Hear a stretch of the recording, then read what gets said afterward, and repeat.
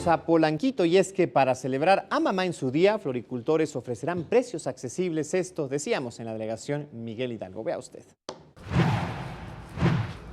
Decenas de colores, formas y aromas llegan al Parque Lincoln en la delegación Miguel Hidalgo como parte de las festividades por el Día de las Madres. Y es que floricultores de todo el país exponen y ponen a la venta sus productos gracias a Flores para Mamá, un evento organizado por autoridades de la demarcación y la Zagarpa a fin de impulsar la economía de los productores mexicanos. Estamos acercándonos directamente al consumidor final y de esa manera pues podemos dar precios muy accesibles a toda la gente.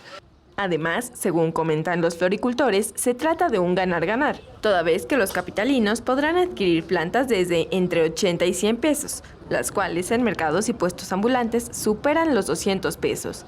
Y ellos, por su parte, podrán duplicar sus ventas. La gente les nace regalar flores, entonces estamos hablando que incrementa un 100%. Un 100%, se duplica. La venta exposición Flores para Mamá permanecerá en el Parque Lincoln, ubicado en Polanco, hasta el próximo 10 de mayo. Con imágenes de Sergio Villanueva, Andrea Díaz, 21 Noticias.